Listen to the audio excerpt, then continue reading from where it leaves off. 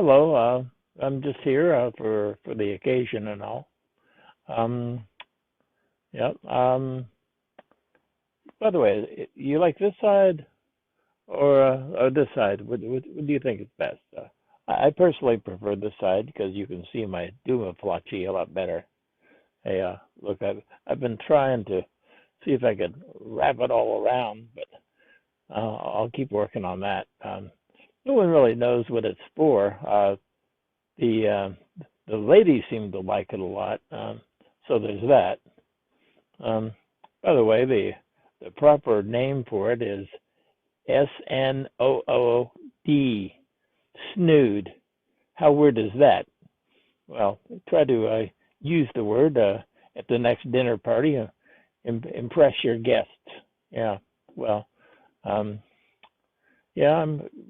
You can see aside from the snood impressed the ladies, I got a fairly impressive tail there. I have it fully fluffed out right now. It's kind of a lot of effort, but I figure I'm only going to be on camera a little while, so yeah, so it is kind of cool. But yeah, I think all in all, I'm quite the specimen. I'm one proud North American bird. Yeah. Well, enough about me.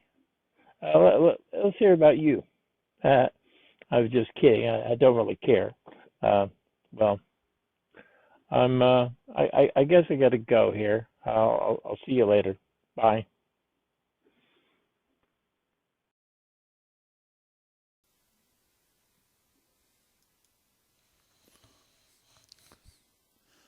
Thanksgiving just passed, so in taking my cue from the nearby Walmart, I've changed my tie to something more Christmassy. Actually, even before Halloween, the Christmas stuff was already out at the stores. But this tie goes nicely with my green bedsheet, don't you think? I said that we dive right in with this first episode, so let's go. In the first video that I watched on Johnathan MS Pearce's channel called A Tippling Philosopher, he corrected a lame statement by a Christian apologist. When Johnathan correctly interpreted a scripture that the Christian had butchered, he seemed like an exceptional atheist. So I binged watched a lot of his videos. I got to know him a bit, I felt.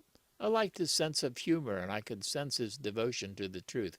I also discovered that he labored under a lot of misconceptions on Bible topics that were contrary to the Bible, but nevertheless had been promoted by many Christian voices over the years. I was intensely interested in all things nativity because of my recently completed show book. So the first book of Johnathan's that I read was The Nativity, a critical examination. In a chapter dealing with the Star of Bethlehem, Johnathan thoroughly debunks the idea that the Star of Bethlehem could have been some rare planetary conjunction. He correctly pointed out that a conjunction, or any other astronomical phenomena, would have to have traveled across the sky as it rose and set each night. Therefore, an astronomical object could never have led the Magi anywhere. Then Johnathan made the following statement that echoed my own sentiments exactly. It does make you wonder why so many apologists seek to find a naturalistic explanation for something that is so clearly supernaturalistic, and it seems to open up apologists to more issues than it solves. I agree. Why do so many people try to shoehorn in a naturalistic explanation for the star when the rest of the Christmas story includes miracle after miracle? Like Johnathan argued, there's no way that a planetary conjunction composed of objects that are many millions of miles from the Earth could ever lead the way to a particular house like what is described towards the end of the Nativity account. Again, I have always been puzzled and annoyed that so many Christians are taken in by the false notion that the same God who condemned all forms of divination in the Old Testament would use pagan astrology as the means to announce the arrival of his only begotten Son into the world. That notion contradicts the clear sense of Scripture. Let me state that last bit more emphatically. The false teaching that the Star of Bethlehem was an astrologically significant planetary conjunction is a lie from the father of lies. Anyone who spreads those lies is a tool of Satan. So I'm pleading with all of my careless brothers and sisters, don't be a tool. I'm grateful to Johnathan for his scholarship in that he brought out a particular bit of information I hadn't heard before. In footnote number 72 of his book on the Nativity, it referred to the Chinese record of a motionless star that appeared for a couple of months in the year 5 BC. Initially, when reading how that event was described, it sounded like it could have been an extra-biblical sighting of the Star of Bethlehem. The link in the footnote still worked, and I was able to read enough there to see that the star that the Chinese astronomers saw couldn't be the star mentioned in the Bible. The ambiguousness of the word motionless had me going for a bit, though. In a little while, when I get into explaining what the Star of Bethlehem almost certainly was, you'll understand why I was so excited. But the star's lack of motion that the Chinese astronomers recorded was not relative to a fixed location on the earth, like the town of Bethlehem, but instead the star didn't change its position relative to the other stars in the sky, meaning the star that they noticed would rise and set every night just like the other stars do. After disproving every possible natural explanation for the Star of Bethlehem, Johnathan concluded that the star had to be a miraculous phenomenon, but then he went off the rails because he believes some things about the star that aren't described in the Bible at all, but almost everyone believes nevertheless. Quoting Johnathan again, such reliance on the notion that the star was indeed a visible entity, but that it was supernatural in ontology, is itself fraught with issues. If indeed the Magi did follow the star from the east and from Jerusalem to Bethlehem, then it is entirely conspicuous that no other witness reported such an incredible and miraculous occurrence. This was a bright and highly unusual event that must have warranted many witnesses and ensuing reports or accounts. We simply have no extra-biblical accounts of either a natural or supernatural astronomical event that matches the behavior or description or chronology of the Matthean narrative. On top of this, we have a problem with an account of a star that can rest over a house. A single house could not be pointed out by a star unless it came down from the sky and literally rested over the house. This is, of course, possible with an omnipotent God. However, the whole of Bethlehem would have been out of their houses, marveling at the wonder of such an event. And this would not have gone unreported, I wager. Now, almost everyone believes that the Star of Bethlehem was noteworthy because there has been a centuries-long effort to depict the Star of Bethlehem as a giant searchlight in the sky. Today, most people visualize the star as it appears in the Gospel according to Hallmark on this card I picked up from the Buck and a Quarter Tree store. Or you can see the same thing in the Hollywood movie version of the Bible, hereafter called the HMV. Notice the searchlight in the sky in this opening scene from the wonderful Bible epic Ben-Hur. Johnathan insisted that the star could not have been real because a big searchlight in the sky would have created quite a stir. But the fact that the Bible doesn't say that anyone in Jerusalem was even aware of the star is an indication that the star wasn't obvious at all.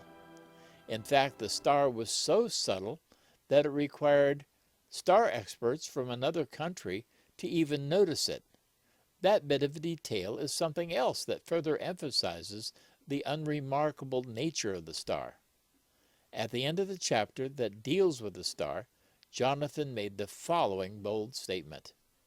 The only plausible explanation is that this was yet another mechanism employed by the gospel writer for theological and literary ends, guiding our Magi to Herod, ensuring that Herod kills the innocents and sends Jesus to Egypt, and then to be able to come out of Egypt.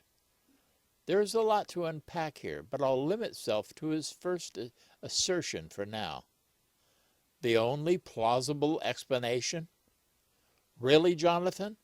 Aren't you being just a little bit intellectually arrogant?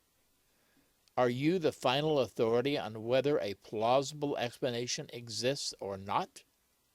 That's like me saying that since I can't wrap my head around the double slit experiment, then all of quantum mechanics must be nonsense, because I can't make sense of it.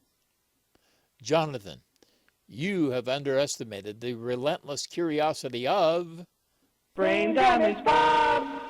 I have puzzled over questions like the Star of Bethlehem for an entire lifetime, but it was only after I was cognitively impaired by stroke that certain answers to Bible questions that had troubled me for years occurred to me. How that odd circumstance came about is a riddle that I feel the Bible story of Gideon answers, but let's add that to the list of things to be discussed at a later date. First, let me paint a picture of how events didn't unfold when the Magi noticed the star. So, a couple of astrologers named Gaspar and Melchior are out looking at the heavens, plotting the queen's horoscope. Melchior says, "Hey, look, there's a new star there. It's just to the right of Antares, but much brighter." "There's no planet near there right now, so that's got to be a new star." Gaspar answered, "Wow, cool. You're right. Well, since you saw it first, what are you going to name it?" Melchior thought for a moment, then said, "I think I'll call it Lassie." "Wait, what's that, Lassie? You say the king of the Jews is born? Hey, Gaspar, I think it wants us to follow it." The commonly believed scenario where a very bright, miraculous star appears over the Magi in a far-off land, then somehow convinces them to follow it across the desert all the way to Jesus, is frankly absurd. A far less absurd scenario is described in my book, The Harmony of the Nativities, a love story. It was wanting to share the explanation of the Star of Bethlehem that provided the initial impulse to write, yet the book became so much more as it progressed. Aside from having the first and only explanation that I have seen for the star that truly fits the facts, the book contains a great deal of other resolutions to various difficulties that have never appeared in print before. All that content grew from a confidence that the Bible's nativity account is an abbreviated but faithful record of real historical events. The book presents an explanation for the star within a fictionalized narrative. I chose fiction in order to cram in even more historical detail and to make the explanation less dry. The narrative is conjecture in its particulars, but the general flow of events is probably very close to what actually happened. In brief, a primary feature of the star is crystallized in its behavior near the end of the account when it led the Magi to a particular house. That eliminated any possible natural candidate for the star and therefore required the star to be a miraculous manifestation. Therefore, we can say that the star was a miraculous point light source in the sky that looked exactly like an ordinary star. The Bible indicates that the star was not especially brilliant or visually noteworthy. Its uniqueness was such that it required star experts from another country to even notice it. Again, the Bible doesn't say that other individuals besides the Magi ever saw the star. At the end of the account, the star was positioned directly above Jesus. At that point, the star would have to have been low enough to indicate a particular house, say a few hundred feet in altitude at most. But for the same star to be seen from a distant location to the east, it would have to have been much higher. I propose that the star remained above Jesus for the entire time that it was invisible. Indeed, who else would such a miraculous sign be above? In Matthew's Gospel, the Magi ask, "Where is he that is born, King of the Jews? For we have seen his star in the east and have come to worship him." In this video, I won't debate at length with those who insist that where the Greek text in Matthew says, "in the east," it would be better translated as "at its rising." Those promoting that notion are either ignorantly or deceptively misconstruing an idiom where the Greek word translated east contains in it a root that means to rise. Jonathan's author friend Aaron Adar is one who advanced that idea at length within a book about the Star of Bethlehem that Jonathan recommended to me. Aaron has a PhD and got it wrong, but I don't think that he was being ignorant. If the Magi first saw the star while they were in Parthia's capital city, 800 miles to the east of Jerusalem, a height of several hundred miles above Jesus would be about right, thereby giving the Magi a sight line to the star that was about 30 degrees above the horizon in their western sky. The duration of the star's visibility was probably at least 2 months, since that is about as quick as the Magi could have undertaken their expedition and made their way to Jerusalem. Once the Magi noticed the star, it didn't move, but hung in a single spot night after night, while the other stars passed by as they rose and set. That would have been extremely interesting to the Magi. The star being motionless is the subtle characteristic that got their attention. How they determined what the star meant is beyond this discussion, but for a hint, it wouldn't have evolved astrology. Then, as the Magi approached Jerusalem, the star would have appeared higher and higher in the sky, each night identifying the one star that didn't move among the thousands of similar stars that slowly traveled past it was probably difficult. That fact, or perhaps a few overcast nights, must have led to the Magi losing track of the star before they entered Jerusalem. This point is suggested by the extreme jubilation that the Magi exhibit upon seeing the star again after meeting with Herod. When the Magi were on the road to Bethlehem, the star remained above Jesus, but began a slow, approximately 2 hours in duration, descent to an altitude of a few hundred feet or less, so that a particular house that it was above could be identified. The descent was also accompanied by a likely reduction in brilliance, so that the star remained essentially constant in appearance throughout its descent. The explanatory power of what I'm proposing here is heightened by the following. The slow descent of the star that I just described would create an apparent motion towards the house where Jesus was, regardless where the observers were in relation to the house. That motion was what was being described when the Bible says, "The star which they had seen in the east went before them." Mary is doubtless our historian for these events, and that is how the Magi would have described the star's behavior to her. Once the star was low enough to indicate a particular house by an observer, say, shifting from side to side a few feet, the star stopped moving.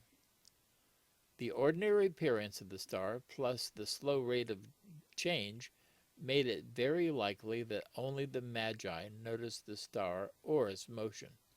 There was no crowd drawn to the scene.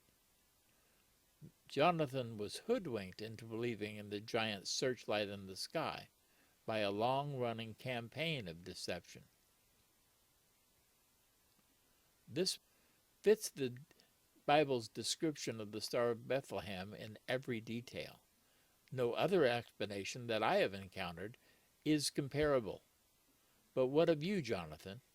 You were wrong when you stated that the only plausible explanation for the Star of Bethlehem was that Matthew made it up as part of a fanciful tale for his own theological purposes. Even Matthew's eagerness to add spiritual significance to various details in the account has a better, as in more plausible explanation than your version of events, where you assert that there was a much later author who was a complete fraud and liar who nevertheless managed to pass his work off as a real historical record. But to admit that you were wrong would be allowing for the possibility that the events of the nativity account truly happened. That wouldn't do it all, would it? Your current worldview doesn't allow for the possibility of the supernatural, or that you were created by the person you call Omnigod. I plan to make additional videos that will address all of your accusations that the nativity accounts are merely a load of dingoes' kidneys. After writing the definitive retelling of the Christmas story, I've become quite the authority. I'm also reading your book, 30 Arguments Against the Existence of God, and God willing, I'll do a complete series on that too. Perhaps I'll address your 501 questions. I purchased that title also. I'll have an unfair advantage in the discussion. Aside from knowing what I'm talking about, I know the one whom I am talking about. A closing word to any Christian brothers and sisters viewing this. Go to Johnathan's channel, a Tippling Philosopher, and show him some love. View and like his videos. Subscribe to his channel too. Make intelligent and relevant comments to any videos that grab you. Hopefully the people of Ukraine will be left in peace soon, and Johnathan's diversion into Ukraine war coverage will become a thing of the past.